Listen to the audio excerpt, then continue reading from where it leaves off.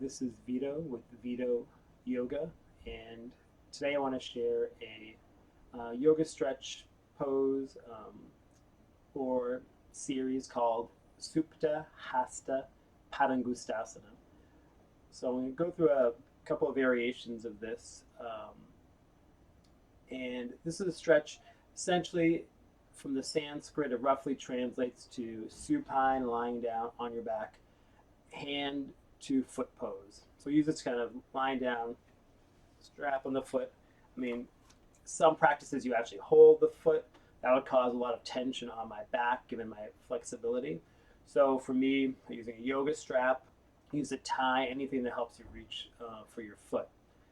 To make sure it's not cutting off the circulation in your hands, so nothing too thin. Also, an extra, you could also have a block or some extra tool to help support the leg, and I'll show where that can come in handy. And also, if you tend to lock your knees, a blanket or towel or something to put under the backs of the grounded leg can help to minimize locking the knees. And also can be used as a tool to help kind of ground more actively the bottom leg. So for this, we're going to start on the back, and I'm also, with this, I'm going to go through the whole series, so you can practice along if you like. I'll go from the right side then to the left side, so we kind of get a whole complete series. And this can also be like its own practice onto itself. And it's going to be used to get access to the back line of the body, the lower body, so hamstrings, calves, butt, hips, outer line of the legs, kind of along the IT band, outer hips, outer hamstrings, and also the inner legs, so adductors, groins. So we're going to start basically on back. We'll start there and having a strap handy with you. And set up where basically the blanket I have folded here. So when I have my legs out straight, if I do so, I can ground them down. It just keeps me from locking the knees. And also, it should provide something else for me to kind of press into. It can feel useful. Now, I'm going to take feet to the floor, knees bent. I just want to speak to a couple things. I want to try to stay neutral through the side waist. Also want to keep like a natural curve to the spine. So there'll be tendencies, if hamstrings are tight, to maybe tuck the pelvis under. That's sort of a posterior tuck of the pelvis. That's where I might draw the pubic bone towards the navel in that direction, almost lifting the butt off the floor. That's going to create maybe more stress on the low back. So I'm going to try to prevent that from happening. But I'll notice if hamstrings are tight, I may compensate in different ways. One might be by tucking the pelvis in order to get the leg back. Another might be by hiking the hip. And I'll speak to that as we go along. So I'm going to start with the strap. I place a loop on the strap. I want to mention a couple of things. One reason I like the loop, it can provide more ease for hands. So if you have any wrist issues or tension in the hands or thumb joint, this can be useful. One way I do it, sometimes both hands just kind of holding onto the strap. Another is I'll put the strap around my wrist and maybe give it a twist, and then my hands can kind of hold the strap there. This way, the strap almost holds my hands as much as I'm holding the strap, so it's less tension for me to hold onto it. Just want to make sure one thing about this is that the strap is not pulling apart like so. That's going to cause a lot of extra stress on the thumb joint to keep that hold. So just be mindful. If you're going to do this, just mindfully do it. Be conscious of how you're doing it, because you might have the intention, but make sure you're kind of following through on that. Making sure you're doing what might be helpful for your wrist, but just make sure you're not making it worse by letting the strap break open. So start with a natural curve to the spine. Also having the feet on the floor, knees bent in like a constructive rest. This can be the more easeful place if you have any issues with your back. Strap going on the right foot. I'm going to bring the right leg up. I also have a tendency to adjust the strap so the buckle is not on my foot or on my hands, just to minimize having extra press of metal or plastic into my foot or hands, just so it'd be less pleasant. Here I have a strap. I'll start with the strap more towards my heel.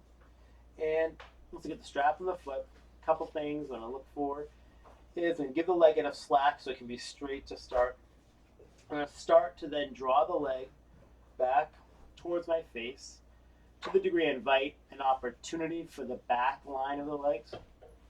And I want to do this also without letting my back get involved. So here my hamstrings are tight-ish. A normal range of motion is considered a 90-degree flexion at the hip. So maybe with a foot maybe more up here. In order for me to achieve that, I've got to make my butt lift up. I'm putting stress on my lower back. So the more I can actually keep a natural curve to my spine and bring it towards my face here, I'm inviting the stretch in the back of the legs. I'm not putting my back under undue duress, unnecessarily putting pressure there. And here I can focus in the back of the leg. Again, I can practice, being with the intensity of it. Because I've got some tightness in the backs of the legs. Practice being maybe near normal or approaching normal. Take a few breaths here and see if you can keep a steady quality to the breath. In terms of the strap hold, I want to hold it in a way where I can keep a broadness in my collarbones, so minimize where I'm like maybe rounding my shoulder forward. That may be just working a tendency sort of posturally. That may not be useful, especially if we're used to having shoulders coming forward. Can I actually use this opportunity here to strengthen postural muscles in the upper back? Press the backs of my armpits down, back of the head down gently. The grounded leg, the left leg, I can keep that bent. I can investigate extending the left leg out straight, and if the left leg, if I bring it out straight, I just want to make sure it's not causing tension in my low back. If it is, I can bend it, place it back down. That may be more easeful. But if I can extend it out, I can use the opportunity there to ground the left thigh down. I want to keep the left leg neutrally rotated. I want to keep my right leg neutrally rotated. And the natural curve of the spine. So I'm kind of trying to keep evenness of the sides. I could also, I'll show it on the other side, the tendency to hike the hip up towards the shoulder. If that happens, I'm shorting it sideways. So yeah, I'm getting the foot closer to my face or more towards 90, but I'm doing it by causing tension on my side waist and low back. So I want to direct my right outer hip forward towards left inner ankle. Same time, spin the inner thigh forward, outer hip forward, so it's keeping it neutral. Maybe the palm onto the big toe up. Toes towards the face if I want to invite more of the calf into this. That fires it up quite a bit for me. It can be a pretty good practice because a lot of it is kind of just staying with not being as flexible as normal.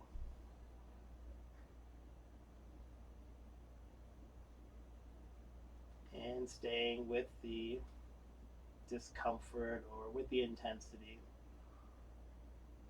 Can I stay open to it rather than be frustrated about it? Can I just be accepting of what is?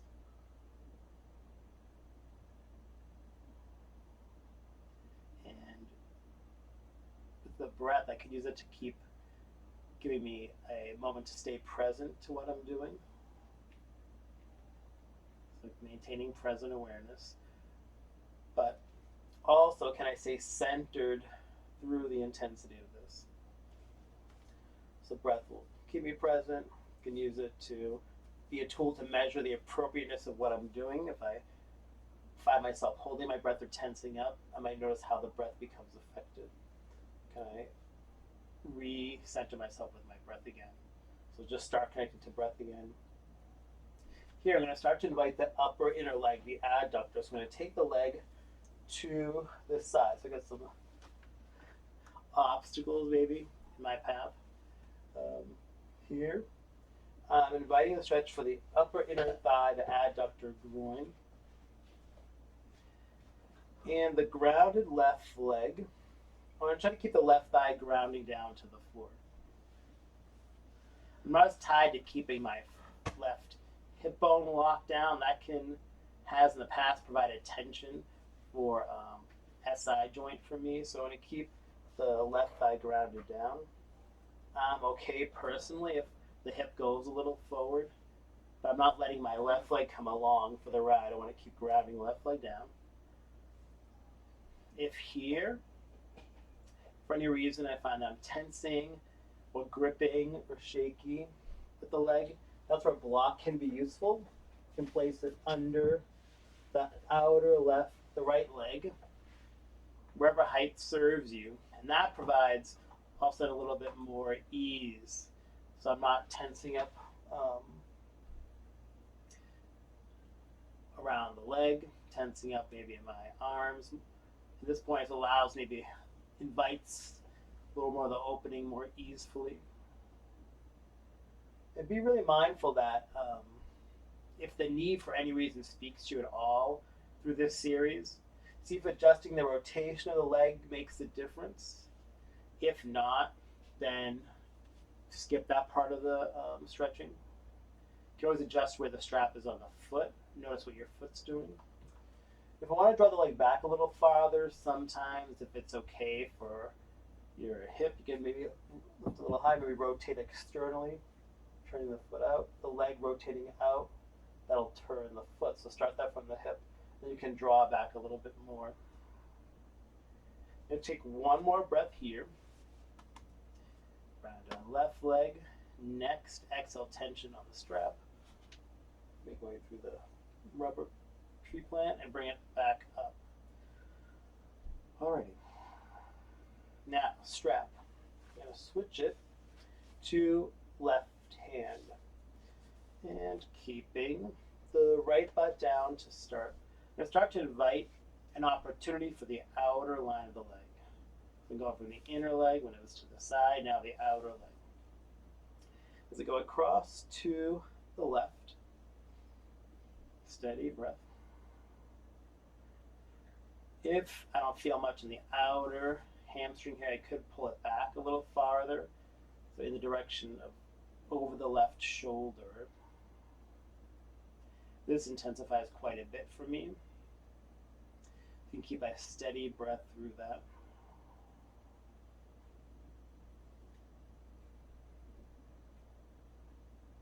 And make sure, again, the knee is speaking to you, make adjustments. And if it feels like super the calf or shin, sometimes a little softening of the right knee may provide the stretch more higher up the leg. Everyone's different, but that's what's possible.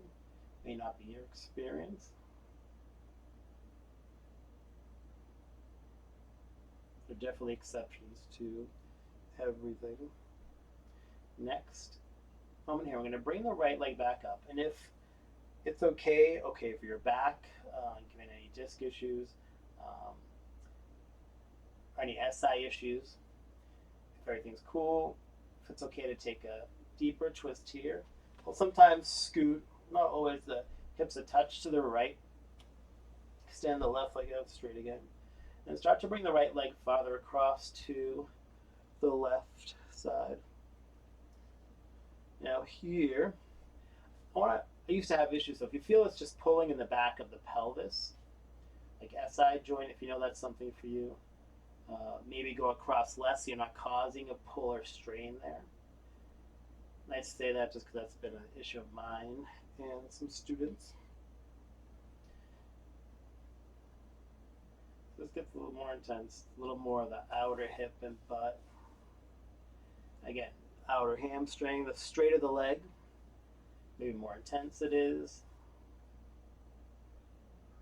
And the grounded left leg, with that leg, I will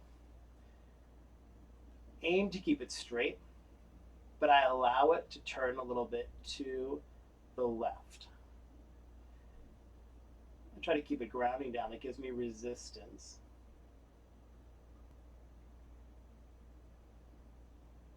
Same time, I can ground my right shoulder towards the floor, give a little bit more of the side body opportunity. Next, exhale, bend right knee a bit, bring it back up, and then I'll draw the leg back a little farther. Maybe I feel I have a little more ease or openness available to me.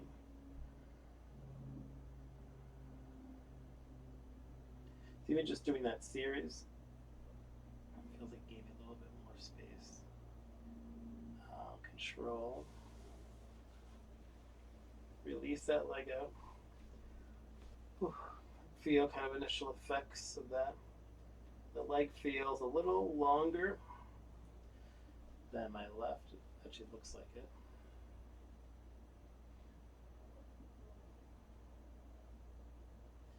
Feels a little more kind of activity in that leg, hips, a little more blood flow or energy flow. A little longer.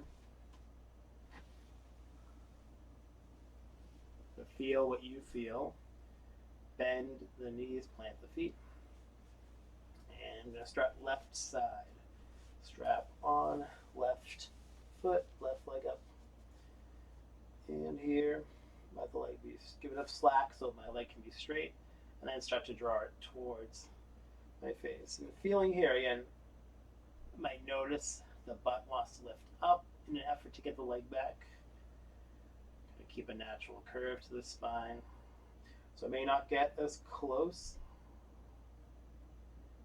I'll practice being okay with that.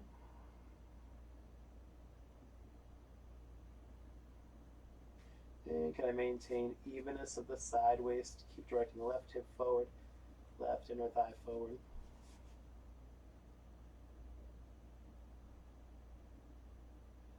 Can I maintain a broadness in my collarbones? I keep bringing my attention back to what I'm doing. This is a nice sort of meditative element to this. I'm just continuing to bring my attention back to what I'm doing. And I like to use alignment cues to kind of keep me present to my current actions. The right leg, I can bring it out straight and feel out the effects of that.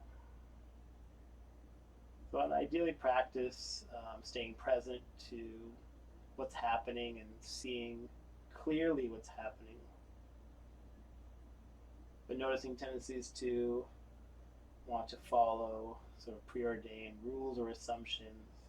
In this case, that maybe you have to always keep the bottom leg out straight. I should be holding my foot, but at what cost?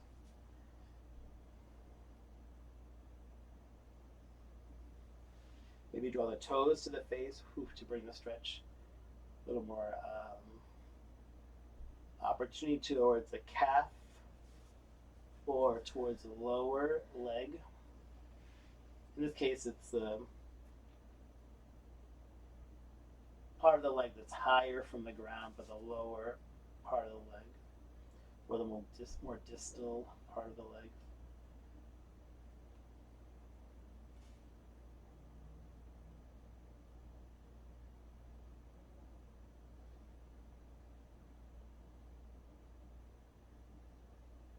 Given the tension this does, you have to practice of staying with sensation. And just being clear that none of it is harmful, so that can vary for people. I might measure that in this case if I feel like the strain on my ankle or knee might be reasons I might want to make adjustments for. If you know you have hip issues or something else that I'm not mentioning, you should be mindful of. Please note that. Respect that. So here I'm going to take the strap with the left hand. I may need to adjust the strap. We'll take a look. And open left leg to the left side, inviting upper inner thigh, adductor. The right leg continue to ground that down. Sometimes I use my hand on the thigh and encourage it to root down. Might do an extra loop with my hand there, if that's not causing tension. Again, if there was a lot of tension or gripping here, I could put the block underneath the outer leg. Down. So to be clear that the knee is a non-issue. If it's speaking to the inner knee, make adjustments with the rotation of the leg.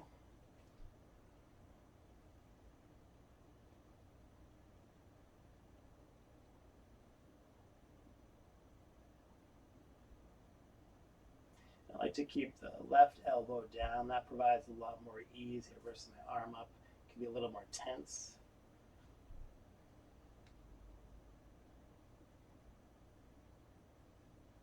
Aim to keep my chest open. Let's say next, exhale, tension the strap. I soften knee, bring the left leg back up.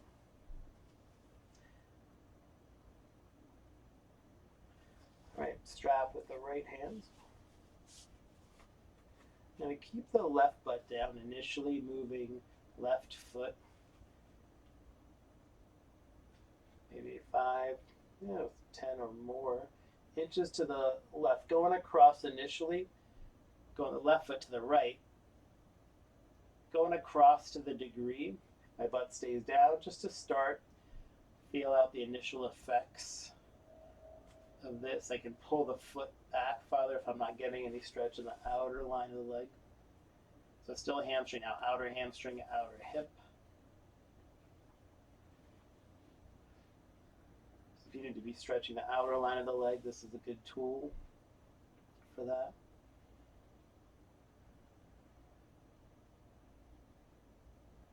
You can stay there. Well, we're going to bring the leg up and scoot butt an inch to the left, right leg back out straight, and take the left foot across to the right side. So I want to go across mindfully. I want to go across consciously, like feel out along the way, that not causing undue harm. So if I mentioned the SI joint is where your sacrum, the fused part of the base of your spine, connects to your hip bones. If you feel pull back there, maybe a good indication to back off. Fits out here in the butt and the hip. That may be okay. Trying to keep the right leg neutral-ish to start. Doesn't feel so good groin-wise, so I'm allowing my right leg to turn a little bit, but still resisting the right leg straight as left foot goes across. Here, again, if it's super intense, with the leg straight, see if it's breathable. You can also practice softening the left knee if you want more outer hip, maybe more hamstring with the leg straighter. You can allow the leg to come farther from you if that's more useful.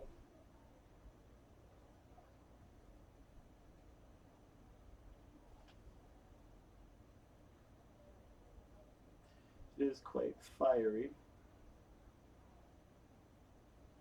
for me. And that's not the intention of it necessarily, but that is an effect.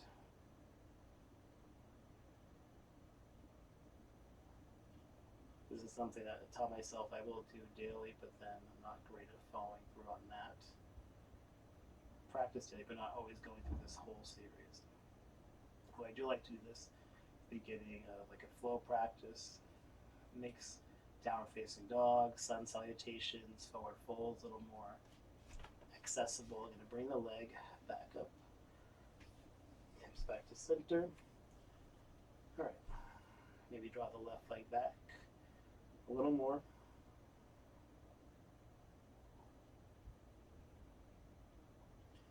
And release left leg.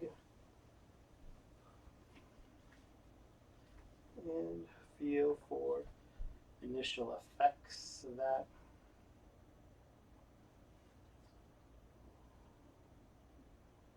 And this could, like I said, it could be a practice onto itself, a little mini practice, and then you can take a shavasana from there.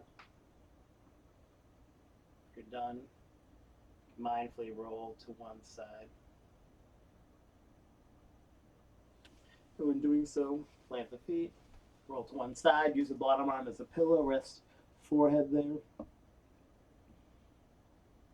And mindfully use the bottom hands to help come up. All right, thank you very much. If you have questions, you can reach me at vitoyoga.com. Thank you.